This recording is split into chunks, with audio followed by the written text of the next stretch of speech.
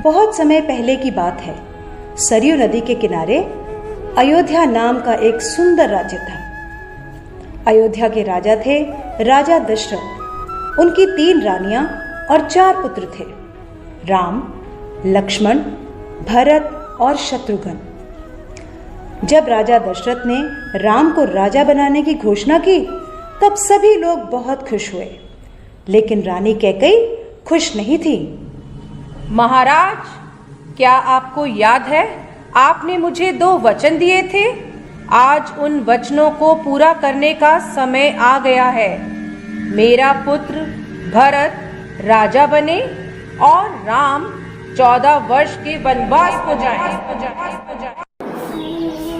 राजा दशरथ की आज्ञा पाकर राम और लक्ष्मण सीता के साथ 14 वर्ष के वनवास के लिए चले गए। पंचवटी में सीता माता ने एक सुनहरे रंग के मृग को देखा। रंग सुनहरा, मृग अति सुंदर, सीता मन को भाए, कोई जाए इस मृग को अति शीघ्र ले आए।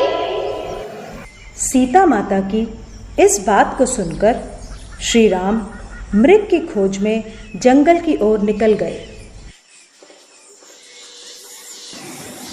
बहुत देर हो गई, प्रभु राम अभी तक लौटे नहीं। लक्ष्मण, लक्ष्मण, हे सीते, हे सीते। लक्ष्मण, लक्ष्मण देखो, प्रभु तुम्हें अपनी सहायता के लिए पुकार रहे हैं। हे माते, ये मुझे किसी मायावी शक्ति का कार्य लग रहा है। आप चिंतित ना हो, भैया जल्दी घर लौट आएंगे। नहीं लक्ष्मण, मेरी आज्ञा का पालन करो। जाओ, प्रभु को तुम्हारी सहायता की आवश्यकता है। ठीक है माते, किंतु आप इस लक्ष्मण रेखा को पार नहीं करना। रावण को ज्ञान था कि वो लक्ष्मण रेखा को पार नहीं कर पाएगा, इसलिए उसने साधु बनने का ढोंग रचा और सीता माता को उठाकर ले गया।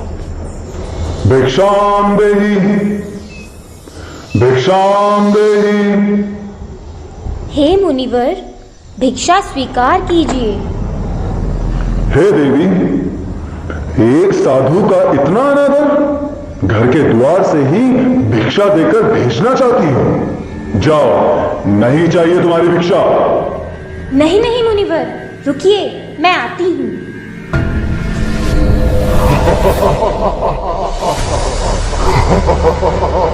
बचाओ, बचाओ, बचाओ, भैया लक्ष्मण, प्रभु राम, बचाओ, बचाओ, हे नाथ, मुझे बचाओ।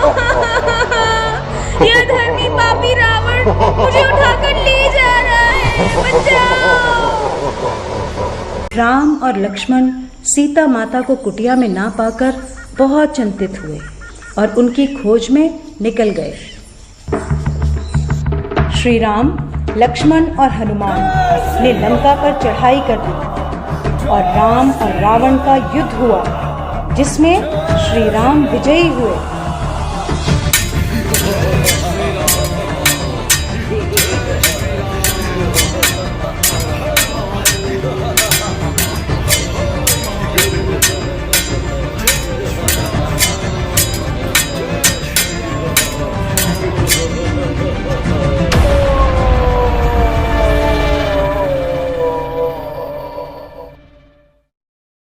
इसलिए इस दिन को विजयदशमी कहा जाता है। यह त्योहार बुराई पर अच्छाई की जीत का प्रतीक माना जाता है।